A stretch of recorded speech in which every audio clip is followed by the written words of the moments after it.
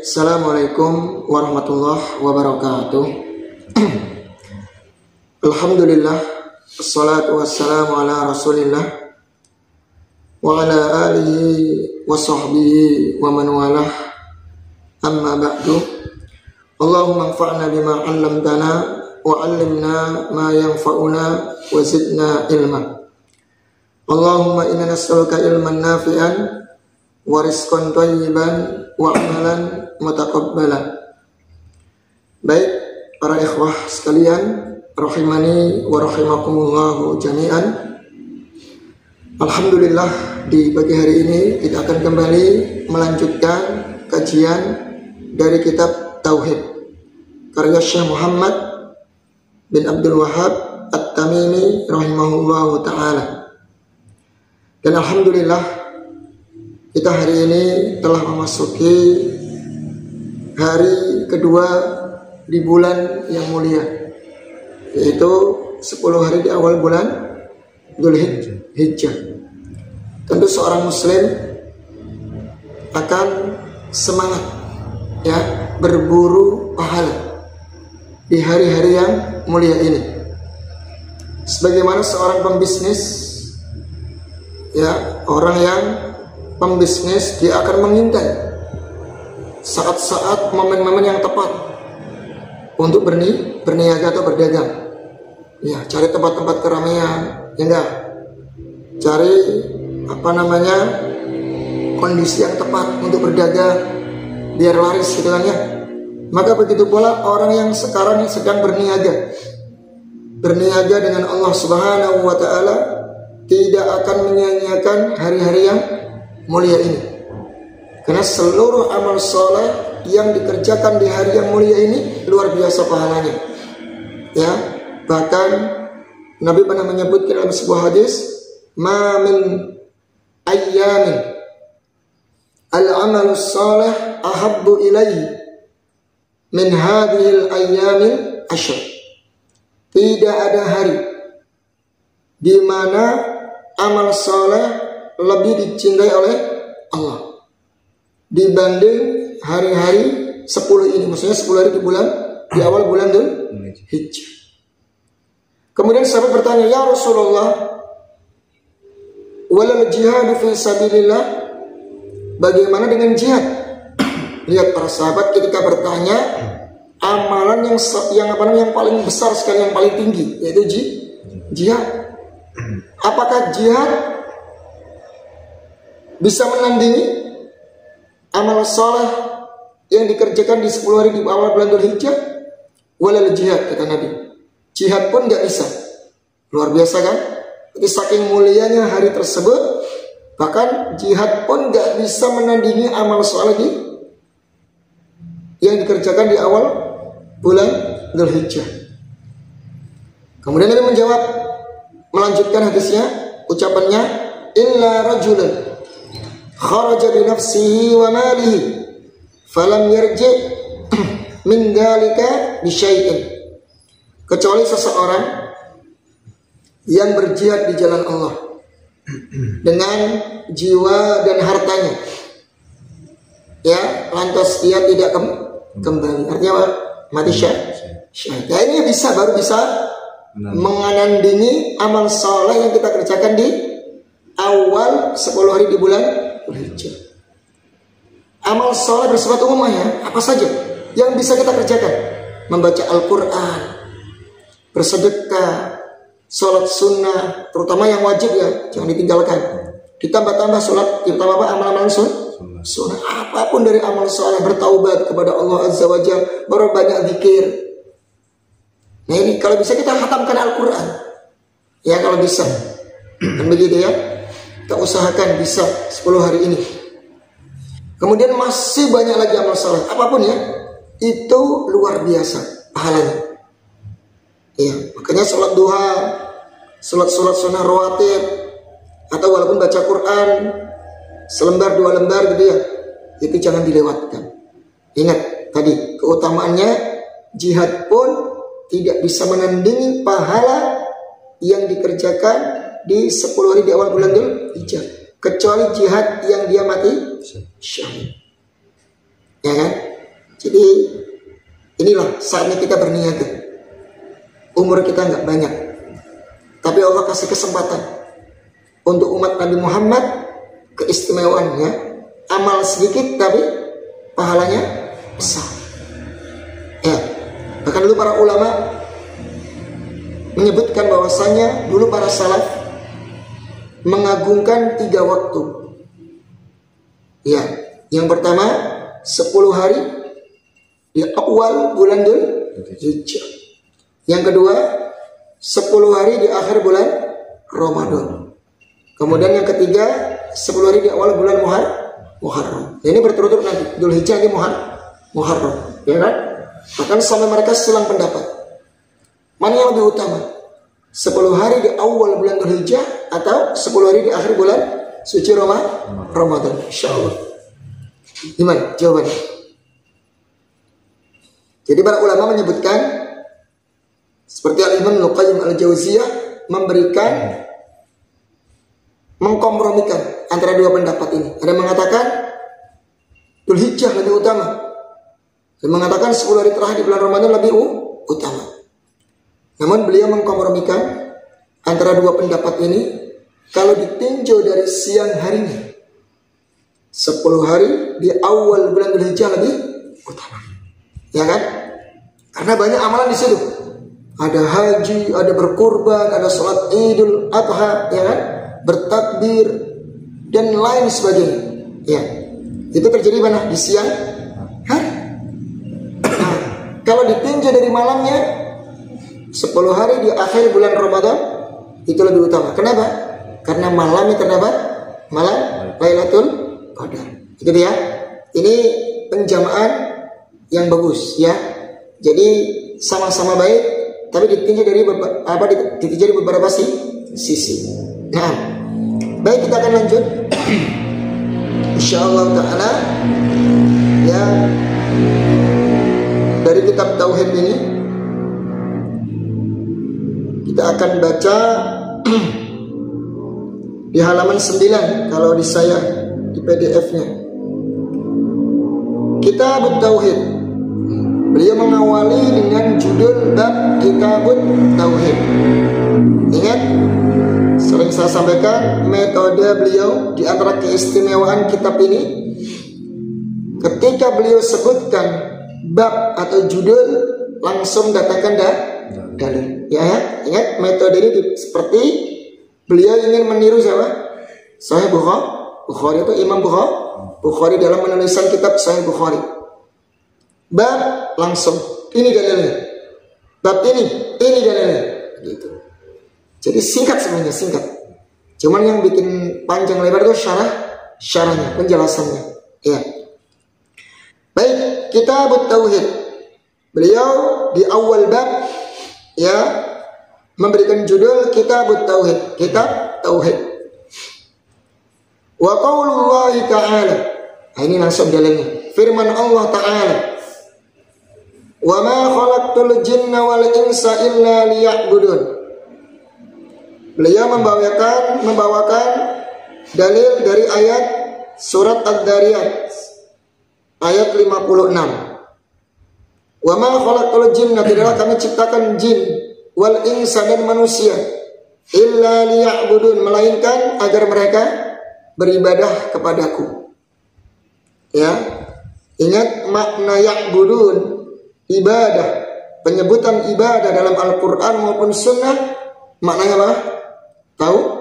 Tauhid. Ingatnya, karena ibadah la tusamma ibadatan illa ma'at tauhid.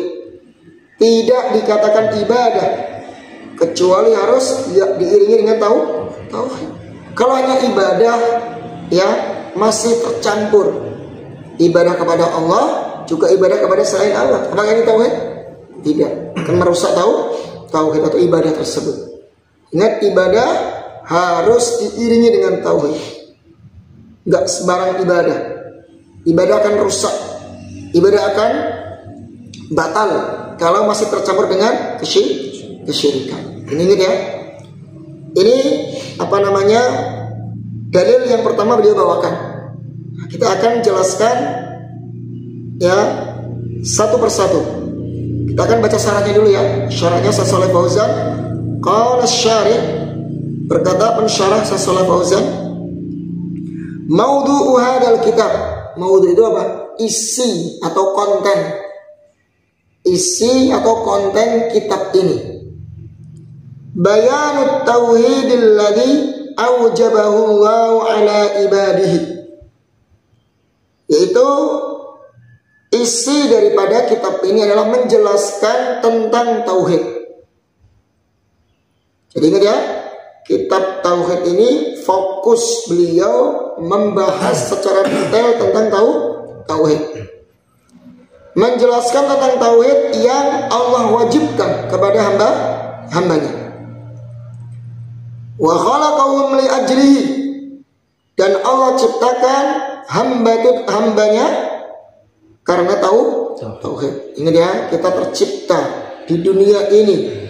Allah ciptakan jin dan manusia karena sebab tauhid, untuk mengagungkan Allah, untuk beribadah hanya kepada Allah. Itu tujuan kita diciptakan. Jadi kita selalu merenung, apa sih tujuan Allah ciptakan kita? Ingat, untuk mengagungkan Allah, untuk mentauhidkan Allah, ibadahnya kepada Allah. Ini harus kita ingat. Makanya kita jangan sampai tertipu ya dengan dunia ini.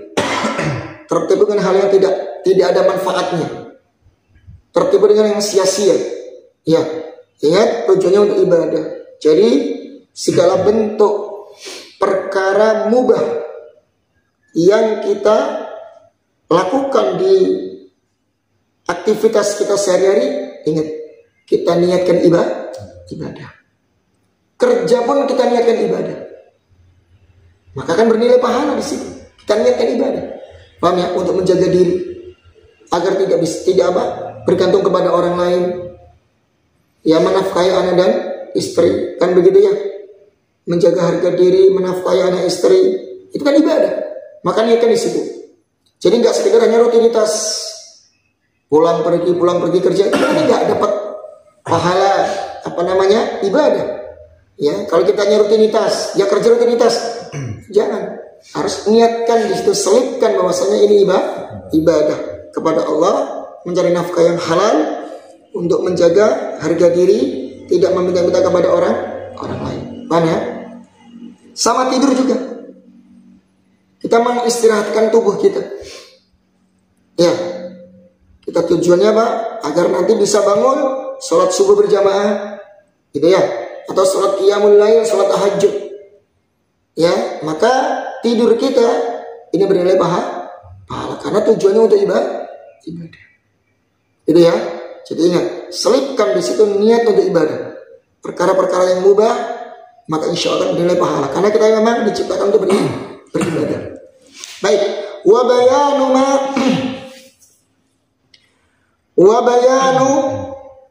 ma yunafihi minasyirkil akbar, dan menjelaskan hal-hal yang menafikan atau menghapus dari syirik besar.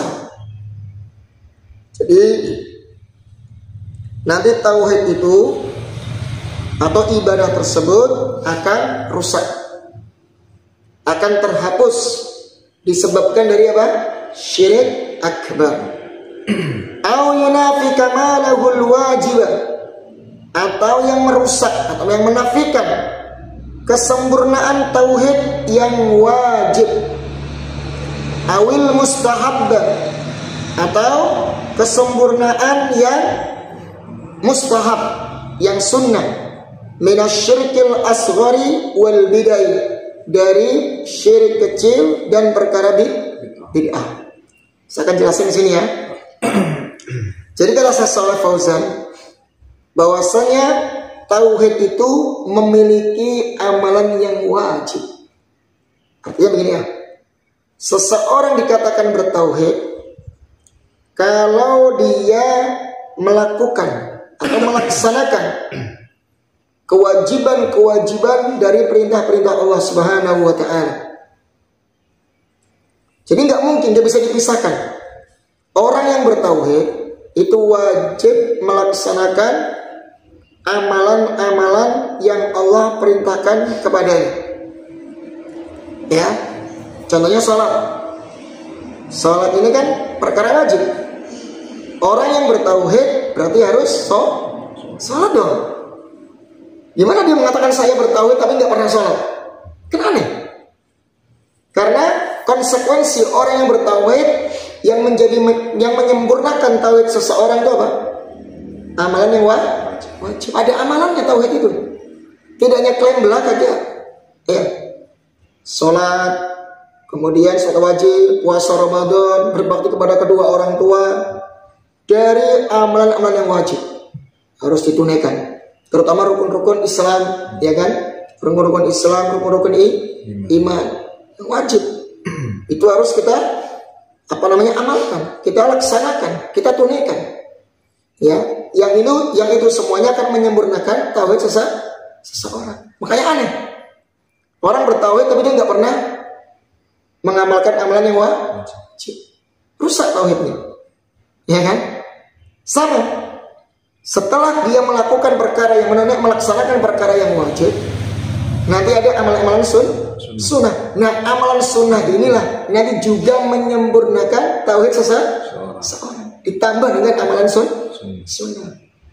Ya kan? Sholat tahajud barangkali. Puasa sunnah. Ya kan? Puasa Arafah nanti di tanggal 9 Dzulhijjah. Ya, kemudian sholat sunnah rawatib, sedekah atau yang lainnya dari amalan-amalan sunnah, ditambah lagi dengan itu, sehingga dengan amalan-amalan sunnah inilah akan menjadi sempurna tauhid seseorang. Ya kan? Begitu orang yang bertauhid. Ya. Nah, ini semuanya amalan yang wajib dan amalan yang sunnah yang menyempurnakan tauhid seorang hamba ini bisa rusak, bisa batal. Kenapa? Disebabkan karena kesyirikan. Gitu. Sia-sia kan? Ini semuanya, mau yang wajib, mau amalan yang sunnah, nah ini bisa rusak disebabkan karena kesyirikan, baik syirik besar maupun syirik kecil. Ya kan? Syirik kecil. Dan perkara bid'ah bisa merusak. Ya kan? Bisa merusak tauhid seorang. Makanya orang yang bertauhid itu luar biasa. Ya, meninggalkan perkara yang diharamkan oleh Allah dan meninggalkan perkara-perkara kebidahan. Ya, syirikan, kekufuran, kemudian maksiat, kemudian perkara bid'ah. Ya, jadi jangan bilang kalau kita bertauhid tapi masih berbuat maksiat. Ingat itu. Ya, karena itu merusak kesempurnaan tauhid seseorang. Jangan bilang kita bertauhid tapi masih nyembah kuburan. Ya. Jangan bilang kita bertauhid tapi masih melakukan perkara bid'ah. Insya Allah dalam maknanya ya. Dalam sekali maknanya kata beliau di sini. Hanya berat. Ya. Kita berusaha menjadi orang yang bertauhid. Makanya butuh ilmu kan di sini. Untuk menjauhi bid'ah, menjauhi kesyirikan, menjauhi maksiat, butuh apa? Butuh ilmu. Bergaul dengan orang-orang saleh, selalu diberikan nasihat setiap hari. Karena nggak mudah. Ya nggak mudah. Dan dengan taufik dari Allah Azza wa Jalla dan kita mengambil sebab. Ya. Paham ya di sini ya?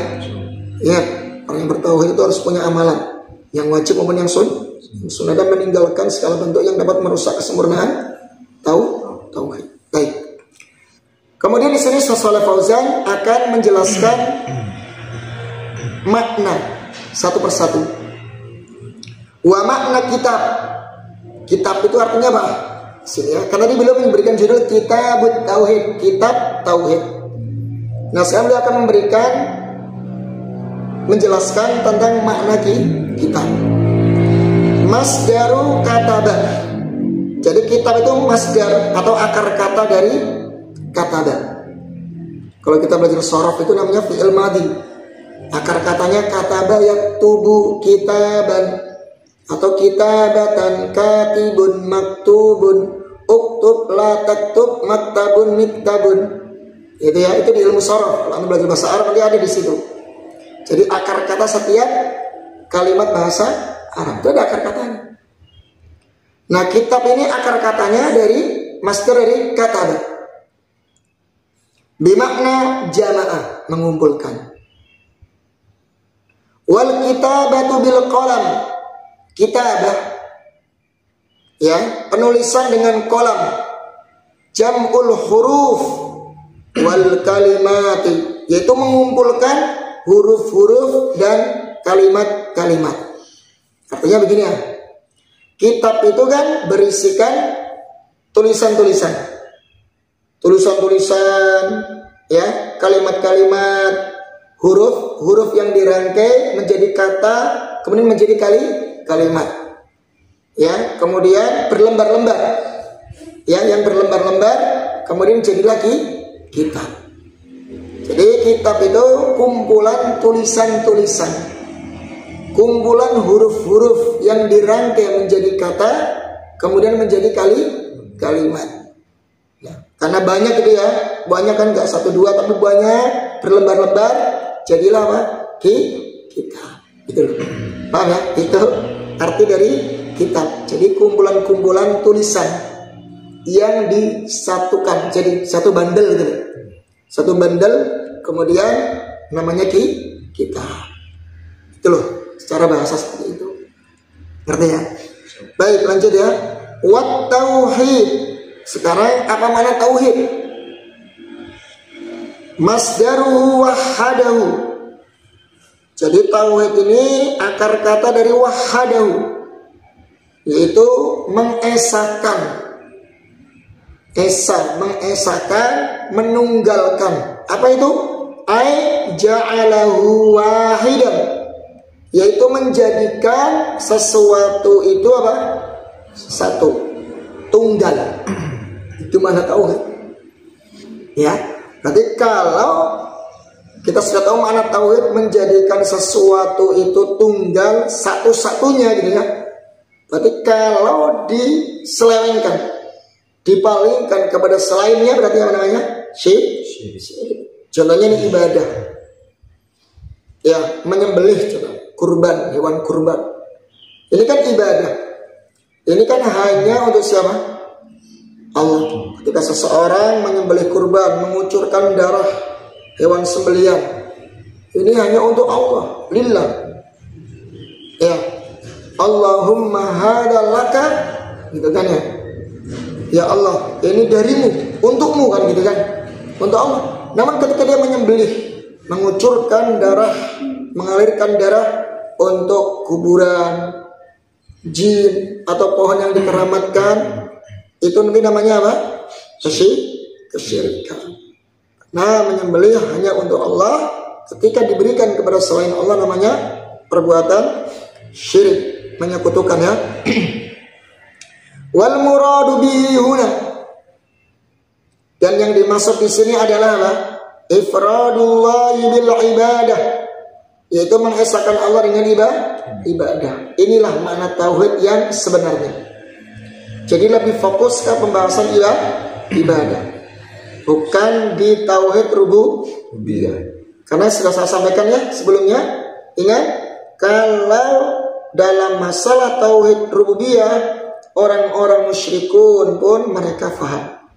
Tidak ada pertentangan di antara orang-orang musyrikin dalam masalah tauhid rububiyah. Mereka mengakui sang pencipta adalah Allah, ya, yang mengatur alam semesta adalah Allah. Wa may yudabbirul amra fasayaquluna Allah, kata dalam Al-Qur'an.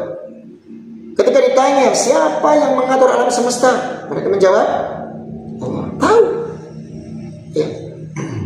Kemudian wala in sa'alta man khalaqahum, siapa yang menciptakan kalian? Mereka menjawab apa? Allah. Fix, sepakat. Tapi kenapa Nabi kok dimusuhi? Ya. Ketika mendakwahkan tauhid kepada mereka, kalau sama-sama yakin sang pencipta adalah Allah, sang pengatur alam semesta adalah Allah, pemberi rezeki adalah Allah, yang menghidupkan dan mematikan, menghidupkan, mematikan, mengatur alam semesta adalah Allah, kenapa kok masih dimusuhi? Kenapa masih diusir? Ya, bahkan diancam untuk dibunuh. Kenapa? Berarti dakwah Nabi bukan ini. Ya, bukan hanya memahamkan tauhid rububiyah. Kalau rububiyah nggak ada masalah, sudah sepakat. Ternyata yang membuat mereka ya memusuhi baginda Rasul karena dakwah tauhid apa ini? Uluhiyah, masalah ibadah. Karena mereka diluruskan, ini ibadah itu hanya kepada Allah. Berhala, pohon, batu yang dikeramatkan tidak boleh disembah. Mereka mulai apa? Tidak terima. Ya, sampai lagi dituduh apa? Majnun, gila kan? Syair, penyair, kadzdzab, pendus. Bayangkan, ya. Ini yang menjadikan Nabi kenapa dimusuhin tauhid apa uluhiyah. Inilah tantangan berat. Ini pelajaran bagi orang yang mengemban dakwah tauhid ya. Jadi harus siap dengan tantangan atau apa tadi fitnah, tuduhan dan gesekan ya di tengah-tengah masyarakat pasti. Karena Nabi kita alaihi salatu wassalam pun dimusuhi manusia yang terbaik. Ya manusia yang terbaik. Masya Allah ya. Sampai mereka ketika ditanya kan, innahum idza qila lahum la ilaha illallah yastakbirun. Ketika mereka diperintah untuk mengucapkan kalimat la ilaha illallah, mereka yastakbirun apa? Sombong apa? Mereka paham makna itu. Karena makna la ilaha illallah apa? Menetapkan sesembahan yang hak hanya Allah dan harus meninggalkan sesembahan dari selain. Inilah tauhid. Ya paham kan? Ini uluhiyah lah. Di sini mana Allah uluhiyah. Nah, mereka nggak mau sombong. Mereka tetap menyembah Lata dan Uzza, Gubal dan yang lainnya. Kemudian mereka mengatakan apa? Ketika mereka sombong enggan mengucapkan kalimat la ilaha illallah. Innahum idza qila la ilaha illallah yastakbirun wa yaqulu la tariku alihatina li syairin majnun. Apakah kita akan meninggalkan ya sesembahan-sembahan kita disebabkan karena seorang yang gila ini? Seperti Nabi Muhammad dibilang gila. Tapi orang muslim paham. Dengan mengucapkan kalimat la ilaha illallah berarti apa? Konsekuensinya, tuntutannya harus meninggalkan sesembahan dari selain Allah. Mereka marah itu situ, dibilang majnun, li syairin majnun, ini tukang syair, penyair yang gila ini. Nah, itulah mulai mereka naik darahnya. Ya, paham ya? Nah, itu. Jadi tauhid uluhiyah ini kita fokuskan ya, karena ini yang menjadi apa? Titik permusuhan antara Nabi dan kaumnya orang-orang musyrik di zaman dulu. Kalau hanya rububiyah sudah ada ayam, persatuan gitu ya. Dalam persatuan kata mereka kan gitu. Iya. Ingat, menyatukan di atas kebatilan bisa nggak? Nggak akan bisa. Selamanya nggak akan bisa. Bagaikan air dengan minyak dengan air, nggak akan bisa. Ya, kita luruskan dulu nih. Sama-sama kita harus ya luruskan di atas tauhid. Insya Allah kita bersatu. Kalau kita sama-sama di atas tauhid, di atas pemahaman yang lurus, sebagaimana dibawa oleh Rasulullah, insya Allah kita bersatu. Tapi kalau masih kebatilan, kesyirikan, bid'ah masih bercampur, ya akan selamanya berselisih. Dan pasti ada orang yang siap untuk mendakwahkan kebatilan tersebut. Ya. Paham ya? Baik.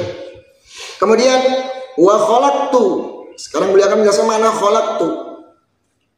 Ai al-khalqu huwa ibda'u syai'. Khalaq menciptakan. Yaitu menciptakan sesuatu, mengadakan sesuatu min ghairi aslin, tanpa ada dasar, tanpa ada indukannya. Wala ihtidain, tanpa ada contoh sebelumnya.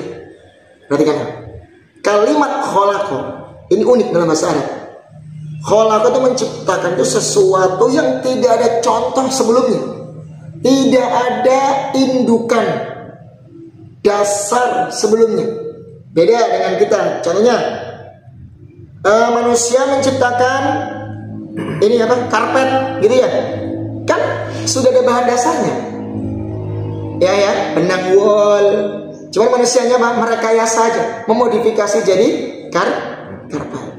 Kalau Allah tidak ada contoh sebelumnya dan tidak ada dasar induk sebelumnya, langsung diciptakan kun fayakun, masya Allah. Ya kan?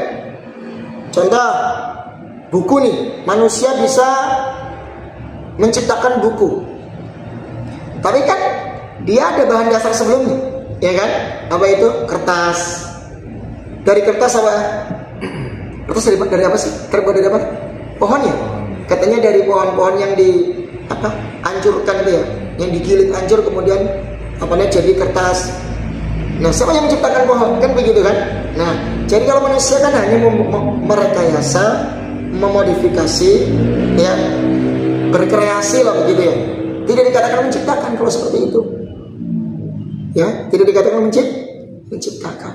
Kalau Allah itu menciptakan benar-benar dari awal, tidak ada contoh, tidak ada indukan sebelumnya.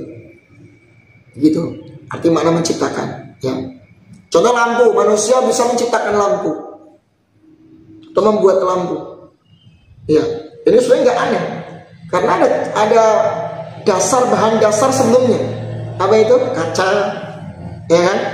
Ya mungkin campuran logam apa itu kan dia nggak bisa menciptakannya. Dia hanya membuat merekayasa benda-benda itu menjadi lampu. Beda ya, makanya hebat, luar biasa penciptaan dengan hanya sekedar merekayasa. Baik, kemudian liyak budun. Apa arti liyak budun ini? Al ibadatu fil lughah, ibadah secara bahasa. At-tadallulu wal khudu'u. At-tadallulu merendahkan diri, menghinakan diri, wal khudu' tunduk. Itu ibadah. Jadi ibadah berbentuk apa tadi? Hati kita merendahkan diri, tunduk, patuh, begitu. Itu namanya ibadah. Nah, ini kalau diberikan kepada makhluk gimana? Ini namanya syirik tadi ya. Nah, sujud, rukuk kan menghinakan diri. Ini hanya untuk Allah.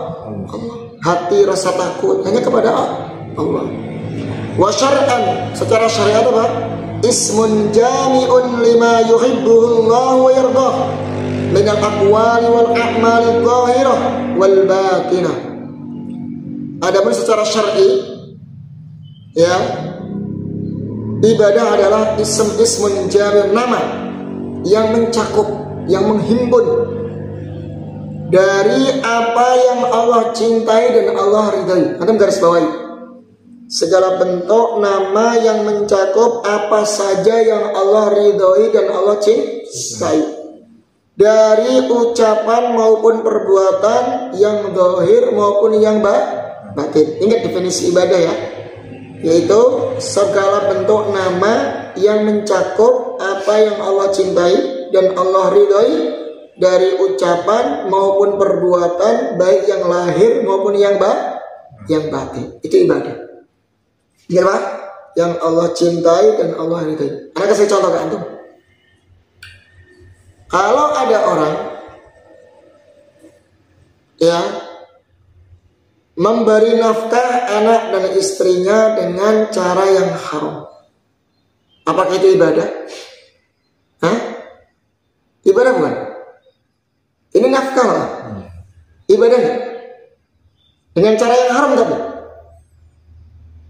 bukan ibadah. Karena yang tadi jelasnya, yang Allah cintai dan Allah ridhoi. Ingat ya.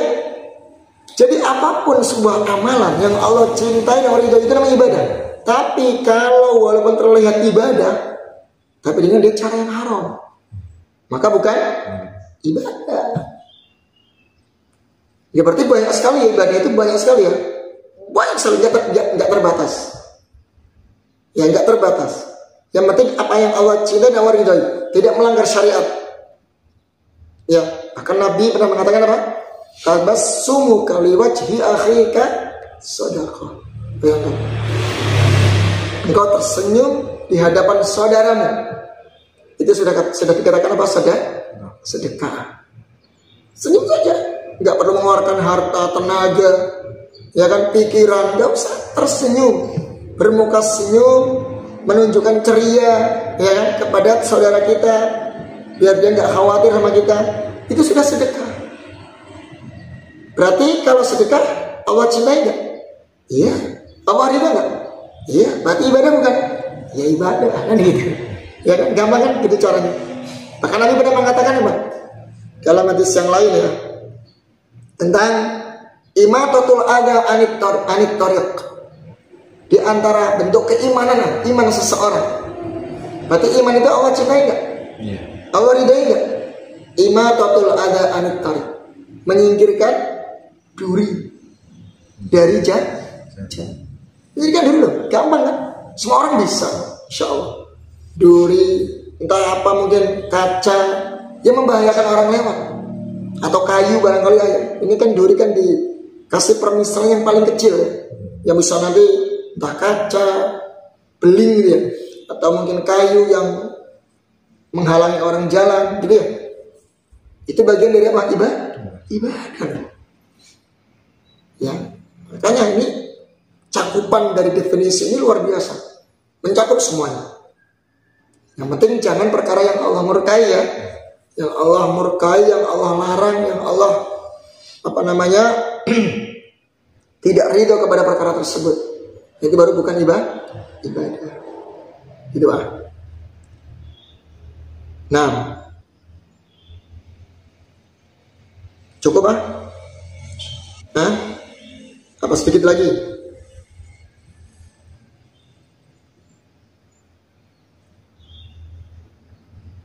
Baik, sedikit lagi ya. Wal makna ijmali lil ayah, dan makna global pada ayat ini.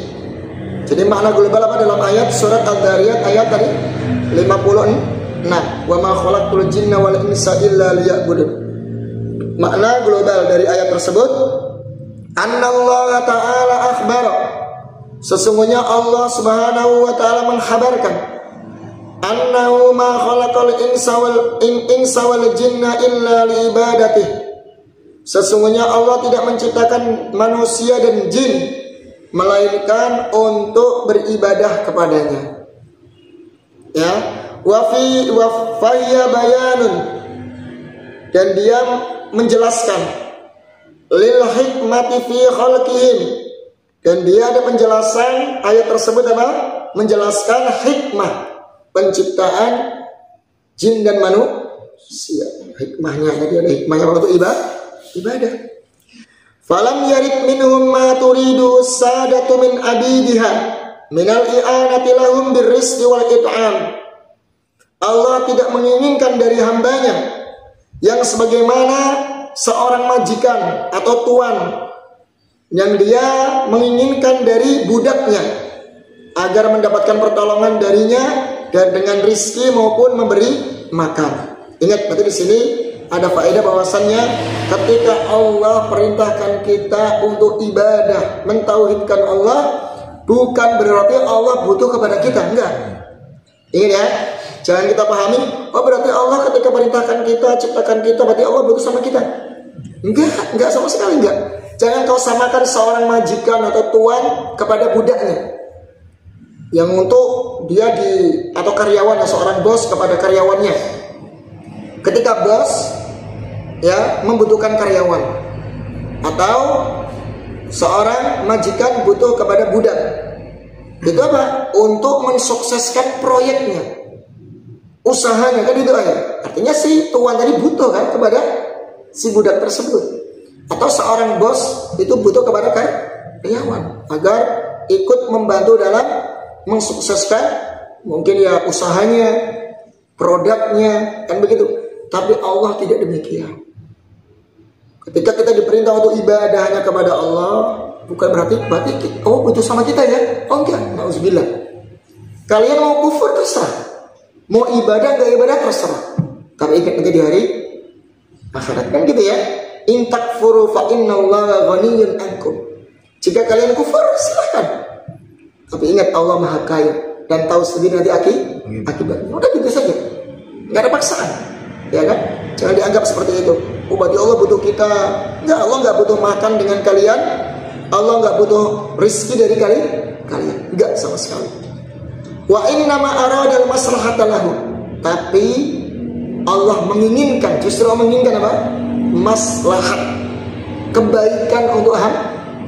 Kalau kalian beriman, bertauhid, beribadah kepada Allah, siapa yang untung? Ya kita sendiri, ya kan? Kita sendiri, kita yang akan menikmati. Ya ikhwan, saya sering sampaikan teman-teman itu ya, jerih payah dari amal soleh yang kita kerjakan, yang sudah kita keluarkan, itu hakikatnya kita yang akan menikmati kita sendiri. Tabungan kita, celengan kita. Dan nanti yang akan menemani pertama kali di alam kubur, amal soleh kita kan, sebagai penerang di alam kubur, bukan orang lain. Ya, jadi bukan siapa-siapa. Jangan dianggap Allah butuh sama kita, atau untuk orang lain. Ketika kita mungkin menjenguk orang sakit, kita mungkin bertakziah orang meninggal, itu amal soleh untuk siapa? Untuk siapa? Untuk diri kita, untuk pahala untuk kita sendiri, tabungan kita. Ya, kita akan menikmati nanti. Begitu. Karena Allah ketika menciptakan hambanya, berarti Allah tahu maslahat yang terbaik untuk hamba. Ini yang terbaik loh, yang untung kamu loh, ya kan? Allah tahu apa yang dibutuhkan oleh hambanya, mana yang terbaik untuk hambanya, mana yang menyelamatkan dia dari siksaannya. Allah tahu. Makanya sudah, sebagai seorang hamba kita cukup sami'na wa ata'na. Paham ya? Nah, itu. Jadi nggak ada unsur Allah butuh, sama sekali nggak butuh. Ya, Allah nggak butuh kepada hambanya.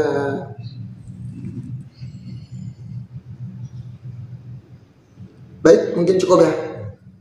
Cukup. Demikian yang bisa kita jelaskan, yang kita bisa bahas di pagi hari ini. Semoga menjadi tanda kebaikan untuk kita semuanya, mengawali hari-hari yang mulia ini dengan kajian tauhid. Mohon maaf atas segala kesalahan, kekeliruan, yang mohon diluruskan. Wallahu a'lam bishawab. Subhanakallahumma wa bihamdik asyhadu an la ilaha illa anta astaghfiruka wa atubu ilaik. Assalamualaikum warahmatullahi wabarakatuh.